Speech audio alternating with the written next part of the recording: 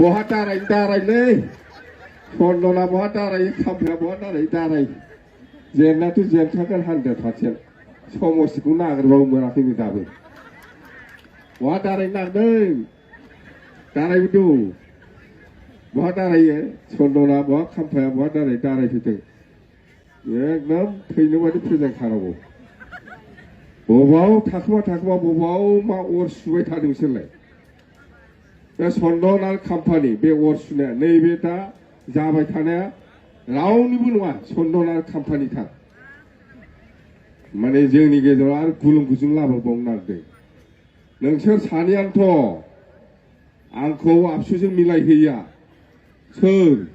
आंनो बुंदों आंखौ मिलायहैया सन्दन आरो खाम्फायानो आबसुजों मिलायहैया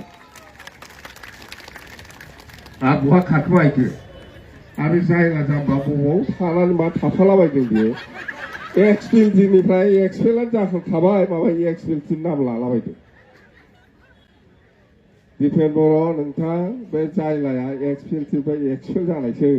रिजेक्ट मानसि बियो इउपिपिएलआव हाबनानै थाहैखाबाय बे एक्सपिएलनि चेयारमेन नङा माखौ साइडआव सायाव लाफालायना खोथा बुंलाबायदों बेफोरखौ दा लाखाथार बे गाज्रि जिनिसखौ दा लाफा एकदमबारे नस्थ' जागोन आबसुनि दिपेन बर' बिथांखौ आं बुंबाय बे जायला खाथियाव दा लाफाथार जुदाखौ लाफाबाबो बेखौ दा लाफा एकदम माने नस्थ' खालामगोन बे बेहालाय खयथा मालाबा कंग्रेस मालाबा बिजेपि दा इउपिपिएलआव थालायबाय बे मानसिया बोरै एक्सपिएलनि चेयारमेन जाबाय मालाखौनो एक्सपेक्ट खालामखांखाबाय आं बेखौलाय माबा एक्सपिएलनि चेयारमेन होननानै नाम लानानै सेक्रेटारिया देरहासारसो बिएलटिनिया देरहासारसो सिनायाखै बे दामा बे गेसाव मानसिखौ मानो लाफानानै प्रेसमिट खालामखो आसुरित मोनदां दिनै गेसाव सेवखानाय मानसि दा लाफाथारदे दिपेन बर' नोंथां एकदम बेखौ दा लाफाथार आं नमस्कार खालामो बे मानसिया मोजां नङा बेखौ बे खुनु गेरेन्टि गैया बेजों दसेनो बाहाय दं दसेनो बैयाव दं आरो बियो इउपिपिएलआव हाबनानै थाखानायसो बेखौ नोंसोरो बियो पार्टिनि मानसि जिहेतु दा एक्सपिएलआवबो गैया आरो चेयारमेनबो नङा बेखौ लाफानानै खोथा दाबुं नोंसोर गोजा बुं सेक्रेटारि दं प्रेसिडेन्ट नोंस्रा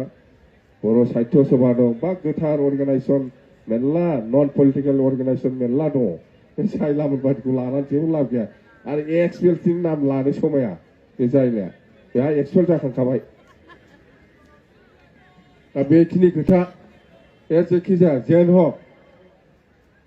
এতিয়া আমাৰ ইলেকশ্যন আহি আছে সেপ্টেম্বৰ পূজাৰ আগত নিৰ্বাচন হ'ব বুলি কৈছে ইয়াৰ কাৰণে আমি একেলগে কাম কৰিব লাগে একেলগে আমি অঞ্চলত শান্তি বজাই ৰাখি একতা বজাই ৰাখি এই অঞ্চলৰ উন্নয়নৰ কাৰণে আমি কাম কৰিবলৈ আগুৱাই আহিব লাগে সেইটোৱেই কথা